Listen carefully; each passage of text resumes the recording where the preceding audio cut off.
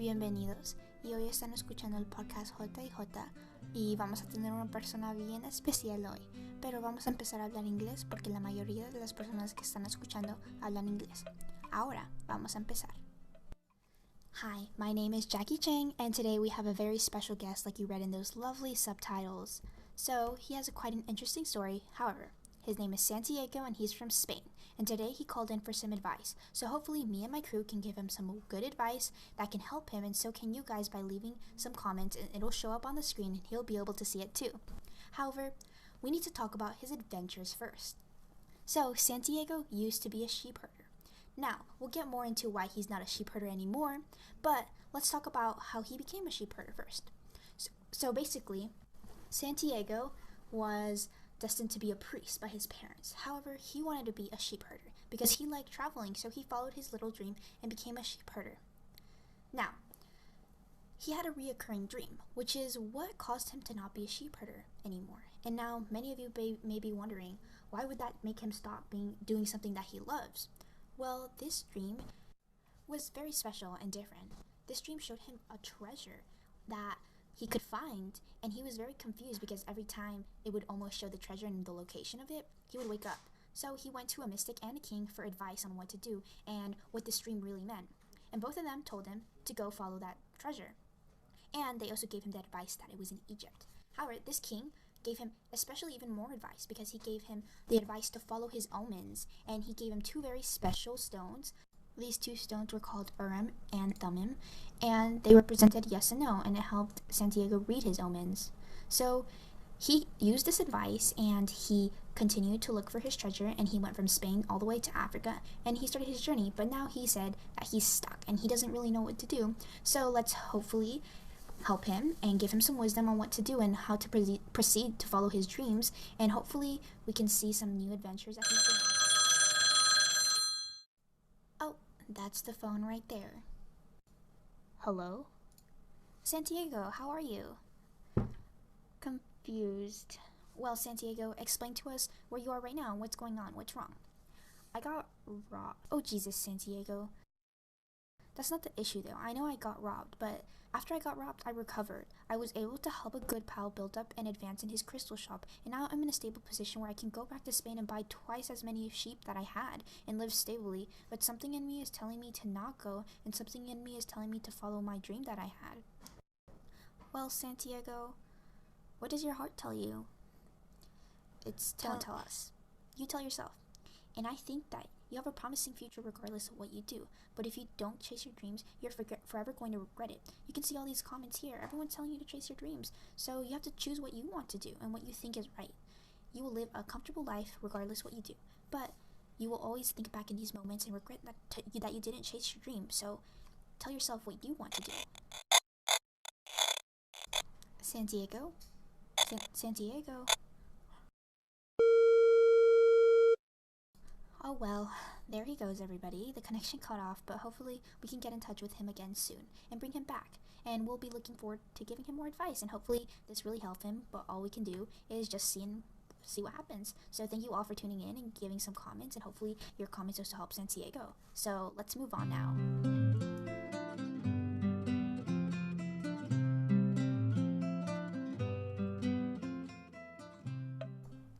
Hey everyone! So welcome back, and we have some exciting news again. We have Santiago back today, and we've been able to get in touch with him, so hopefully the line doesn't cut off this time. Santiago? Hello? Santiago, we got cut short last time. Please tell us what you have chose to do and what's been happening. What's left you hanging here and what's going on? Well, so much actually happened. Take it away. We're here to give you more advice. Well, I followed your advice. I followed the dream I'm on, and I'm on my way to Egypt right now. Guessing it's hot and sandy there. Well, yeah. But thank you, Jackie. I feel so happy to be following my dreams. I met an Englishman, an alchemist on my trip, and they're all helping me really get through this. And I even met the love of my life. Santiago, who's this special someone? Is she chasing treasures with you? No, I'm going alone. I almost debated going back and staying with her, but your wisdom and the wisdom of the people that are helping me told me to go. I know her, and we have true love, so regardless of what happens, I'm still going to be able to come back, and if I go chase my treasures, she's supporting me forever. Oh, Santiago, I'm so glad. This is so inspiring to us viewers and all these comments coming in. Look, we're all so happy for you.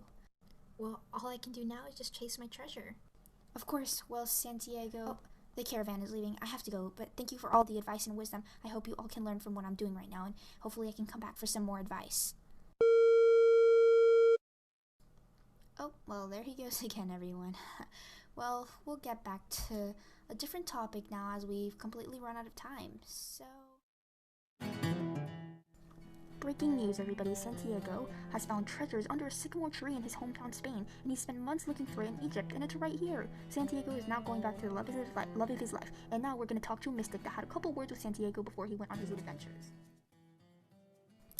I talked to that boy, and he was something else. I thought he wasn't going to follow his dreams, but I told him if he did, and he found the treasure to give me 1/10 of it, and look at me now. That boy went through so much to go to Egypt just to find it. I was right back here, under a tree that he was taking a nap at. So, this is an interesting world. Hi everyone, we're back at our favorite podcast with our favorite special guest, Santiago, and after all that breaking news we've heard, we're so excited to be the first interviewers to talk about his adventures in finding the treasure.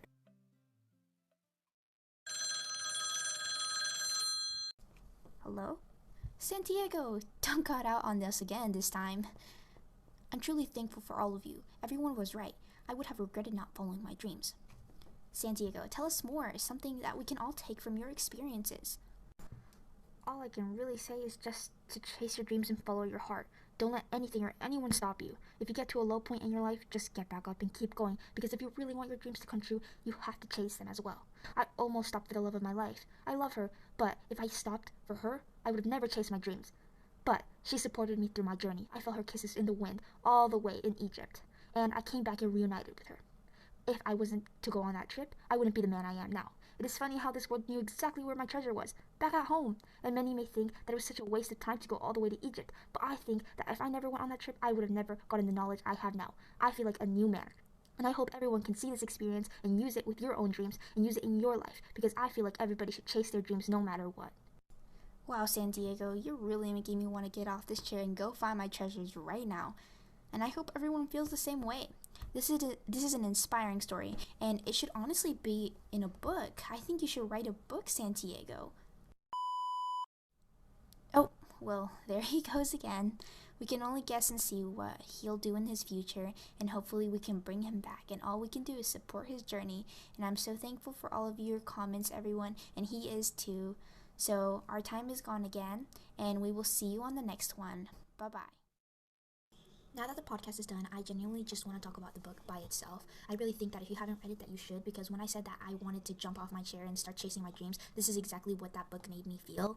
It's something so unexplainable. There's wisdom in every single page. There's different topics and themes that you have to look at in different perspectives. Like there was topics about love, and then there was topics about chasing your dreams, and those were completely different topics, but you see how everything correlates with how you manage your life and how you go with like the things that you do. And a lot of people can just settle with what they have, but if you chase your dreams, you can find even better things and live an even more successful life. And that's what really showed me in this book. And there's like so many simple things in life, like those omens that the main character was following is what something that we see in our daily lives. We see like different types of omens that help us direct what we should do in our lives, and we don't really pay attention to those. So I really genuinely think that I also want to read this book multiple times, because again, there's just wisdom in every single page, and it's something that you can't grasp in one read. It's something that you have to take your time and annotate and reread and look at it over and over again. And I really think that anybody that reads this will really feel inspired by it.